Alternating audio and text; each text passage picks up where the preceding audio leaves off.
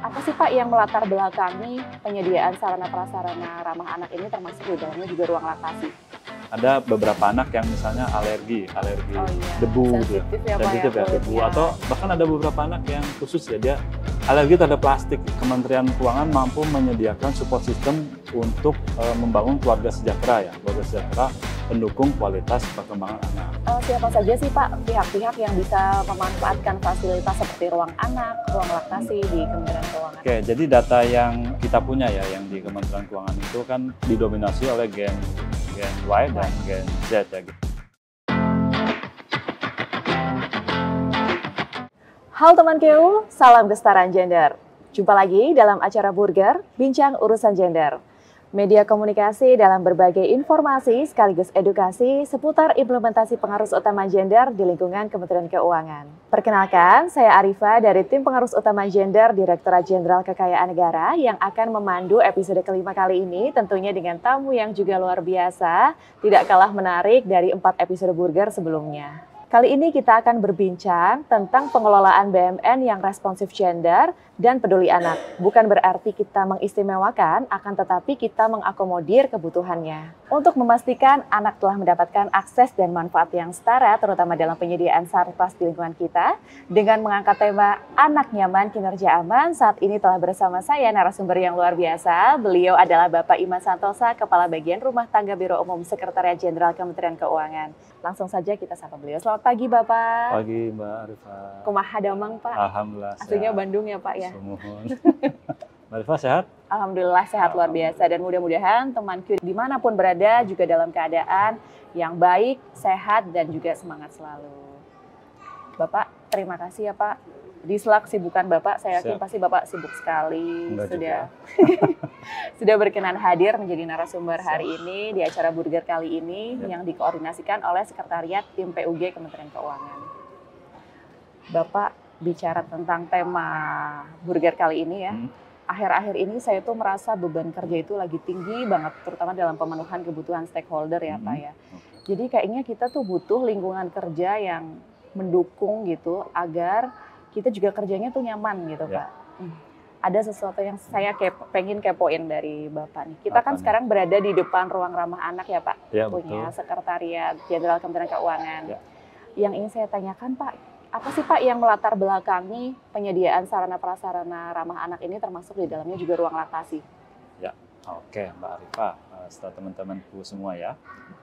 Jadi memang salah satu poin pentingnya gitu ya, poin penting kenapa disediakan ruang ramah anak dan ruang laktasi ini, kita berangkat dari kebutuhan. Oke, jadi data yang kita punya ya, yang di Kementerian Keuangan itu kan didominasi oleh Gen Y dan Gen Z ya. Gen Z itu, Gen Y itu ada sekitar 41% dari total pegawai, di Gen Z itu ada sekitar 30% gitu ya. Nah kalau secara usia itu teman-teman yang teman-teman di Gen Y dan Gen Z ini kan saat ini ya sebagian besar sudah menikah gitu. Ada yang membina keluarga muda gitu ya. Termasuk mungkin Mbak Rika sendiri ya sudah berkeluarga ya. Iya Pak, Alhamdulillah. Anaknya 1. Nah, berangkat dari kebutuhan itu supaya tidak mengganggu pekerjaan juga gitu kan. Kalau kita bicara ini ya kesetaraan gitu ya. Mungkin dari sisi pendidikan itu kita bisa setara gitu, laki-laki perempuan itu bisa setara. Tapi ketika masuk ke dunia kerja itu bisa dibilang ada semacam gap nanti. Kenapa ada handicap yang khususnya di pegawai yang perempuan, karena dia harus bekerja kemudian berkeluarga juga, ngurus anak juga. Nah supaya teman-teman yang pegawai perempuan itu bisa bekerja dengan nyaman gitu ya. Tidak khawatir gimana saya meninggalkan anak misalnya atau saya membawa anak ke kantor. Ya Kementerian Keuangan responsif gitu, menyediakan sarana prasarana yang pendukung yang ramah anak. Salah satunya ya ruang laktasi dan ruang bermain anak. Sekedar informasi saja, di Sekjen Kementerian Keuangan ini di gedung kita di komplek ada komplek Wahidin ini ya, ada gedung Juanda 1 dan Juanda 2. Di masing-masing gedung itu ada ruang laktasi anak. Kalau ruang bermain anak hanya di gedung Juanda 2 ini. Dan itu bisa dimanfaatkan untuk semua. Oh iya. Siap Pak. Itu sesuatu yang menarik karena tadi sudah dijelaskan Pak Iman ya. Saya itu termasuk golongan Gen Y ya kan, yang juga pernah menikmati ruang laktasi gitu. Jadi terima kasih juga sudah disediakan ruang yang bermanfaat menjawab kebutuhan memang. Karena di sisi lain kayak tadi Pak, ada kekhawatiran kan ya Pak. Saya juga dulu pernah gitu Pak ngerasain kayak pas cuti melahirkan kan itu 3 bulan ya. Iya. Kayak khawatir nanti kerja gimana ya, masih bisa nggak ngasih ASI gitu kan. ASI emang yang terbaik untuk anak kita ya Pak. Tapi dengan hadirnya ruang laktasi itu benar gitu. Saya masih bisa nggak menghilangkan peran saya gitu Pak. Jadi seorang ibu ya, termasuk dalam pemberian ASI. Nah Pak, lalu selanjutnya Pak, itu ada nggak sih Pak regulasi yang mengatur untuk standar penyediaan ruang laktasi dan ruang ramah anak di Kementerian Keuangan ini? Ya, kalau standar atau regulasi ya yang mengatur khusus di Kementerian Keuangan ini, kita punya ada peraturan Menteri Keuangan sama keputusan Menteri Keuangan, PMK atau KMK. Kalau di PMK itu ada PMK 172 tahun 2020 ya, itu tentang standar barang dan standar kebutuhan BUMN. Kalau teman-teman pengelola BUMN itu pasti tahu itu PMK SBSK gitu. Nah di PMK SBSK ini atau PMK 172 ini dia mengatur suatu kantor gitu kan, gedung pemerintahan itu harus ada ruang kerjanya, kemudian ruang penunjangnya. Di ruang penunjang itu ada ruang fungsional. Ruang fungsional itu ya yang kita ini contohnya di di aula, lobi, ruang pertemuan. Di dalamnya ada ruang laktasi dan itu ada diatur di PMK 172. Bahkan di KMK 334 tahun 2021 yang mengenai pengelolaan BUMN khusus di Kementerian Keuangan juga dia mengatur spesifik untuk yang ruang area bermain anak. Nah, di kedua ketentuan tersebut itu diatur bahwa ruang fungsional itu ya yang termasuk ruang laktasi dan ruang bermain anak itu ya termasuk ruang fungsional lainnya itu sudah di state gitu di situ. Luasnya adalah 0,8 meter persegi per pegawainya. Ini juga merupakan dua aturan ini merupakan komitmen Kementerian Keuangan untuk upaya penyediaan ruang fungsional bagi seluruh pegawai sih sebenarnya. Gitu Mbak Ari. Jadi memang sudah ada aturannya ya Pak, ada standarnya dari mulai tadi penyediaan, pengelolaan, bahkan pemeliharaannya itu sudah ada standarnya Pak ya. Nah, lalu Pak, standar itu apa sudah sesuai dengan standar nasional gitu? Dari sisi kualitasnya sih Pak, apa udah sesuai dari? Ya, kalau kita bicara di level nasional gitu ya Mbak Arifah ya, kan kita berarti aturannya lebih atas lagi gitu. Kalau ini Mbak Arifah masuk keuangan tahun berapa? Kementerian Keuangan tahun 2018 ya. Nah, ternyata saya ini lebih lama lagi gitu ya. Saya masuk keuangan tahun 2002 gitu. Ketika saya masuk Kementerian Keuangan tahun 2002, saya sudah mendengar tuh istilah PUG gitu ya, pengaruh utamaan gender atau gender mainstream lah dulu istilahnya. Nah, ternyata dasarnya itu sudah ditetapkan tentang PUG itu ditetapkan di Instruksi Presiden nomor 9 ya tahun 2000 gitu.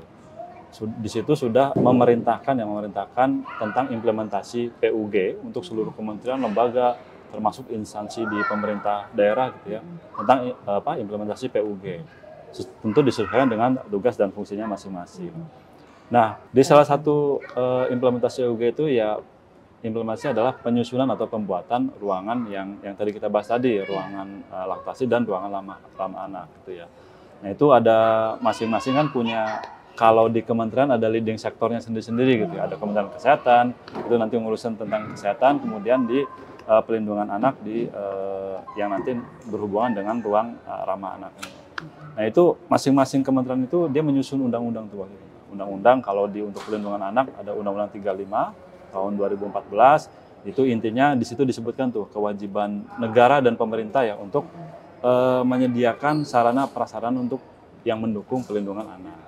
Kemudian di Undang-Undang Kesehatan sendiri, gitu ya, di Undang-Undang Kesehatan sendiri, di Undang-Undang Nomor 17 tahun 2023, ini mirip ini nomornya dengan kitab sucinya kita nih di Kementerian Keuangan, Undang-Undang 17 tahun 2003 ya kalau kita. Ini Undang-Undang Kesehatan 17 tahun 2023. Di situ salah satunya mengamanahkan bahwa seluruh pihak itu ya pemerintah, kemudian swasta, seluruh masyarakat itu wajib mendukung ibu bayi. Dukungannya itu dalam bentuk pemberian waktu serta pembuatan fasilitas khusus. Kemudian kalau tadi di PMK ya, di PMK 172 itu bicara global ketentuan gitu ya tentang ruangan. Nah, itu detailnya untuk detail apa sih ruangan laktasi itu isinya apa misalnya. Kelembabannya berapa, lantainya itu diatur itu. Ada di Permenkes 15 tahun 2023. Nah, kita sudah mengadopsi itu ketentuan dari yang sudah ditetapkan nasional. Nah, kalau bicara hasilnya di kemarin di tahun 2018 ini ruang laktasi yang dikelola oleh Sekjen Kementerian Keuangan itu memperoleh penghargaan dari Kementerian Kesehatan. sebagai ruang ASI terbaik lah pada waktu itu di tahun 2018. Bahkan di tahun lalu itu KPAI ya, Komisi Pelindungan Anak Indonesia itu memberikan anugerah kepada Kementerian Keuangan secara keseluruhan. Kementerian Keuangan mampu menyediakan support system untuk membangun keluarga sejahtera ya, keluarga sejahtera pendukung kualitas perkembangan anak. Jadi kita membuat ini pun ada dasarnya, terus kita jaga ya supaya sesuai dengan ketentuan, fungsionalnya juga kita jaga, dan sudah diakui dengan tadi penghargaan yang di itu tadi. Pada intinya kita berusaha memberikan yang terbaik ya Pak. Betul. Kalaupun hasilnya mendapat yang terbaik itu alhamdulillah sesuatu ya, yang sesuatu sangat nilai tambah syukuri. aja ya. Iya, betul Pak. Kita beri tepuk tangan dulu Pak atas penghargaan yang sudah diraih oleh Sekretariat Jenderal teman-teman Kementerian yang Keuangan. lama juga yang mengelola itu. Harapannya mudah-mudahan penghargaan ini menjadi semangat ya Pak, semangat bagi Kementerian Keuangan untuk terus menjadi garda depan, mengupayakan pengaruh utama gender, baik dari kebijakan, operasionalisasi, yang memberikan kesempatan dan fasilitas yang adil dan setara. Ya. Selanjutnya Pak, siapa saja sih Pak pihak-pihak yang bisa memanfaatkan fasilitas seperti ruang anak, ruang laktasi di Kementerian Keuangan? Apakah hanya internal Kemenkyu saja atau seperti apa? Kalau kita bicara ruang laktasi ya di dua gedung tadi ya, Juanda 1 dan Juanda 2, itu sebenarnya yang menggunakan adalah tentunya ibu-ibu ya, atau pegawai perempuan tadi. Pegawai perempuan di Kementerian Keuangan, khususnya ya di gedung Juanda 1 dan Juanda 2. Di sini ada di Sekretariat Jenderal Kementerian Keuangan, ada di Ikjen. Nah itu untuk mengaksesnya itu masing-masing pegawai itu harus mendaftar ke pengelola ruangannya. Jadi nanti aksesnya pakai fingerprint tuh. Jadi nggak semua pegawai nggak bisa masuk. Termasuk saya nih nggak bisa masuk. Selaku penanggung jawab gitu.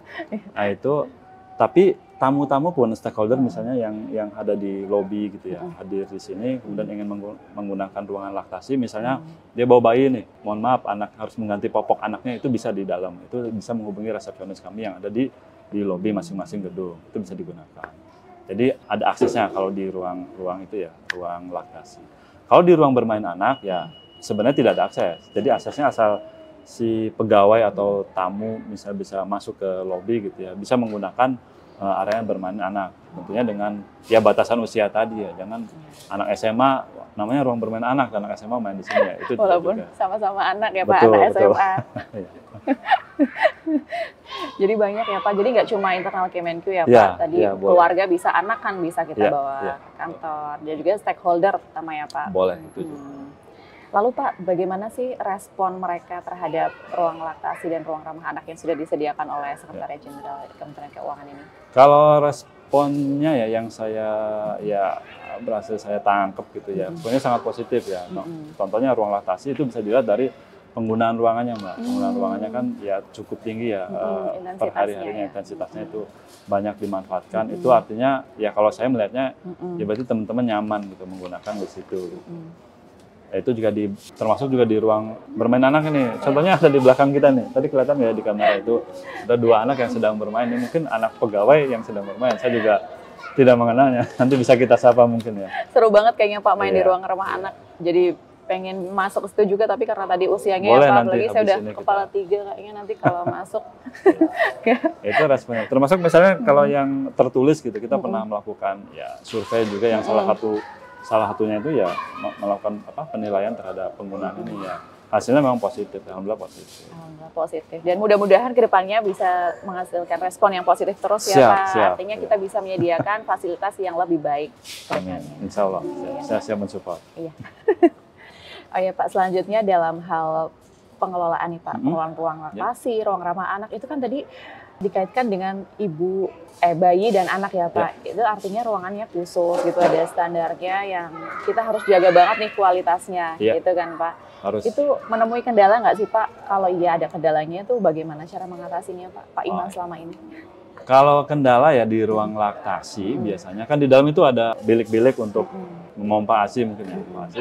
Kemudian ada kulkas di situ, ada lemari es. Itu kita sediakan untuk menyimpan ASI yang dihasilkan. Nah kendalanya memang kalau yang saya temui gitu ya, berdasarkan laporan teman-teman juga, ada teman-teman atau pegawai yang menggunakan lemari es itu untuk menyimpan yang lain gitu, menyimpan makanan misalnya, menyimpan makanan sehingga ketika misalnya ada pegawai yang lain harus menggunakan kulkas tadi, ya dia nggak bisa gitu karena penuh karena ada makanan tadi. Bahkan beberapa makanan tuh lama tuh disimpan di kulkasnya tuh. nggak diambil-ambil mungkin sama yang punya. Entah dia lupa pernah nyimpan makanan situ atau dia dinas kemana gitu lupa. Itu juga. Kemudian masih bicara soal kulkas yang ada di ruang laktasi itu juga kan sebenarnya untuk menjaga suhunya kulkas itu kan bagusnya lama ditutup ya, rapat kan. Kalau sering dibuka kan otomatis akan berpengaruh ke suhu. Itu juga mempengaruhi sih. Nah, antisipasinya kalau yang jaga kulkas itu kalau yang tadi yang suka nempel makanan tadi ya, naruh makanan kita tempel stiker lah supaya mengingatkan semuanya karena kita nggak punya pegawai yang standby di situ 24 jam gitu. Jadi inisiatif dari masing-masing pengguna aja. Kalau untuk yang menjaga kerusakannya kita jaga rutin, teknisi kita tugaskan untuk di situ. Itu untuk ruang laktasi. Kemudian kalau untuk ruang bermain anak ya memang hambatannya kalau yang saya temui misalnya ada beberapa anak yang misalnya alergi debu gitu ya.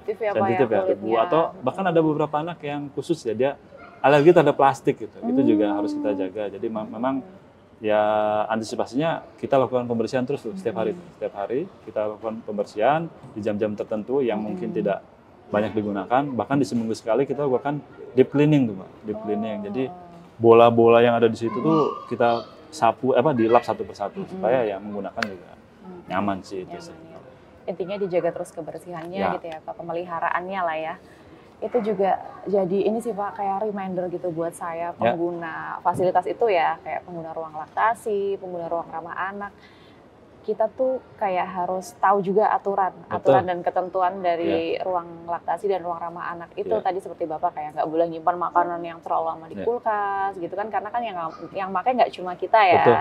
Artinya kita juga harus punya kayak aku juga sama-sama memiliki gitu, biar kita bisa sama-sama menjaga, sama-sama merawat apa yang sudah difasilitasi ke kita semuanya ya Pak ya.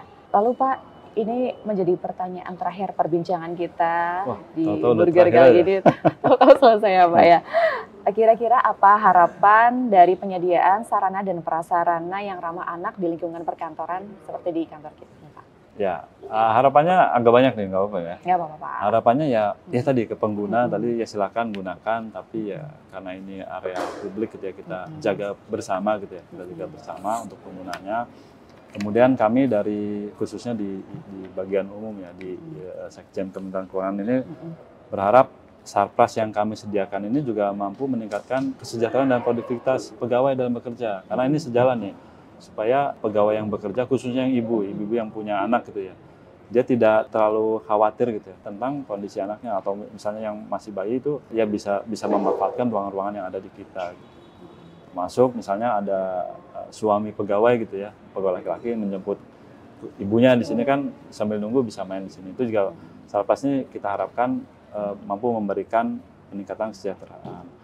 Nah, ini juga perlu ditekankan gitu ya supaya teman-teman KEU ini juga ketahui bersama bahwa pembangunan ini gitu ya, pembuatan ruang bermain anak itu merupakan komitmen Kementerian Keuangan dalam mendukung keadilan dan kesetaraan gender gitu ya. Jadi tadi seperti di awal disebutkan bukan mengistimewakan sebenarnya ya.